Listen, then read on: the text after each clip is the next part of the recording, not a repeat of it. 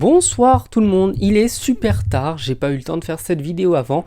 Vous l'avez vu, Kylian Mbappé s'est fait blesser, donc Danso qui a tenté toute la rencontre de blesser des joueurs français y est enfin parvenu. Et Danso nous a surtout privé du probablement meilleur joueur de l'équipe de France, Kylian Mbappé, qui avait fait un match formidable, un match incroyable, un match où il montrait à tout le monde que le Real de Madrid avait bien fait de prendre un mec à l'ego démesuré dans son équipe. Et Kylian Mbappé, lors de ce match, ne s'est évidemment pas illustré parce que il est nul depuis un bon moment et il s'est fait du coup blesser. Je pense que l'attentat et les attentats à répétition auraient mérité au moins un carton rouge pour l'Autriche parce que leur but était uniquement de détruire des joueurs français. Il n'y a pas que Mbappé qui a pris cher.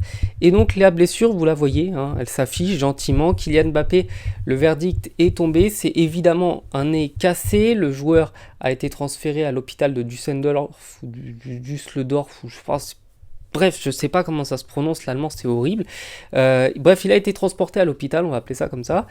Et donc le nez, il n'y a pas besoin d'être un génie ni d'avoir fait médecine pour voir qu'il est pété. C'est caractéristique des nez cassés. Quand ça fait une belle petite virgule comme ça, vous pouvez être sûr que c'est la blessure. Et au minimum, grand minimum, d'après l'ancien médecin de l'équipe de France, ce serait une blessure de 10 jours minimum, vraiment grand minimum, parce que là, le joueur, il va évidemment être opéré dans la nuit.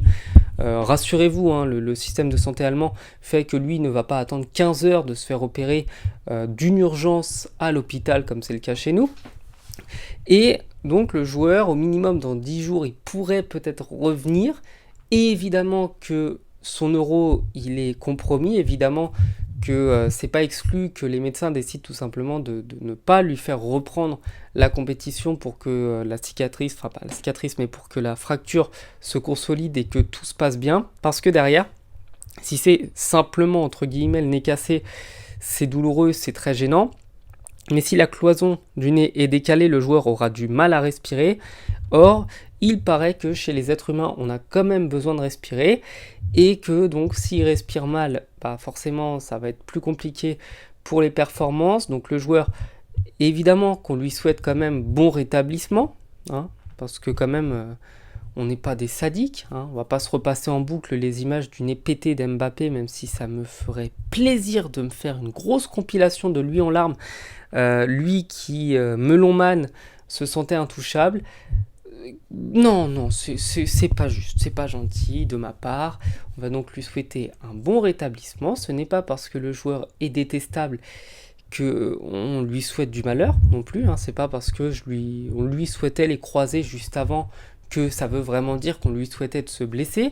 C'est pas parce que je pense que ça a satisfait à peu près 10 millions de Français qui ont voté pour les différents extrêmes et qui se sont fait du coup cracher dessus par Mbappé, que ça justifie d'être heureux de le voir se faire blesser. C'est pas parce que tous les supporters du PSG sont heureux de voir ce mec qui nous a craché dessus sans arrêt se blesser qu'il faut lui souhaiter du malheur. Ce n'est pas parce que sa mère a fait virer absolument tous les joueurs de l'effectif et qu'elle a pourri les caisses du club qu'on lui souhaite du malheur. Ce n'est pas parce que le seul qui a pleuré dans la famille Mbappé, c'est Wilfried, donc le papa, quand il a annoncé son départ. C'est pas parce que il ne pense qu'à l'argent et qu'à son pognon qu'on lui souhaite de se blesser. C'est pas non plus parce que le mec a un club de cœur qu'il a rejeté pendant 7 ans parce que l'offre n'était pas assez satisfaisante, qu'on lui souhaite de se blesser.